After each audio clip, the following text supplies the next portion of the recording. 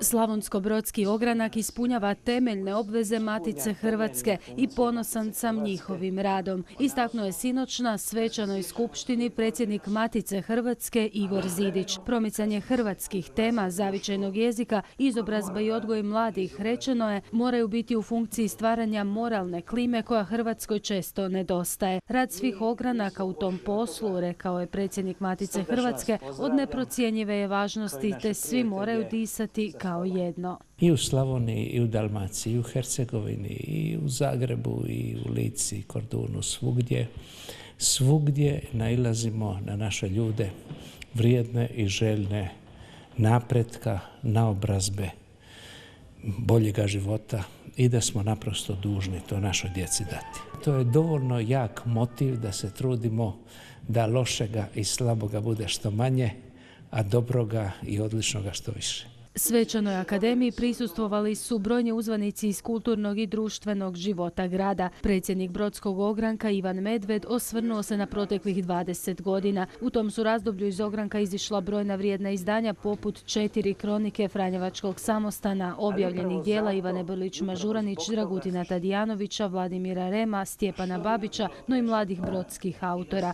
Ukupno su izdana čak 52 naslova. Matica se pojavljuje i kao organizator brojnih kulturnih događanja. Koliko je to rada, truda i koliko je taj broj. Nemojmo suditi matičare samo po broju učlanjeni. Mnogi, svi vi koji ste u kontaktu sa Maticom i kako ste dali doprinos ovome, kao i mediji i svi ostali.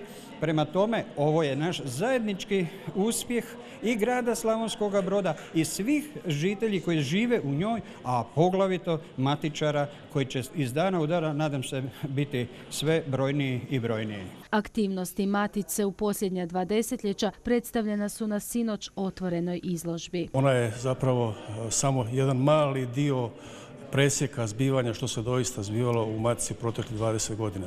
Ja mogu reći da je Matica Hrvatska u Brodu kroz ovih 20 godina doista bila, jest i ostaće ono što u nazivu nosi, a to je Matica Hrvatska, dakle doista udruga koja misli da svoju misiju treba ostvarivati prije svega sa svojim kulturnim programima. Uz rezime 20-godišnjeg djelovanja ogranka dodijeljene su i zlatne povelje zaslužnim članovima ogranka te zahvalnice predstavnicima institucija koji su tijekom godina doprinijeli radu Matice. Promoviran je i godišnjak za 2009. i 2010. godinu. Autorica Jasna Ažman za temu 7. po redu izdanja odabrala je Savu i život uz rijeku. Iako je Sava protjecala i kroz sve naše dosadašnje brojeve neminovno kao žila kucavica ovog grada i važna u životu Brođana, ipak posvećujemo joj sada i ovaj broj, a ja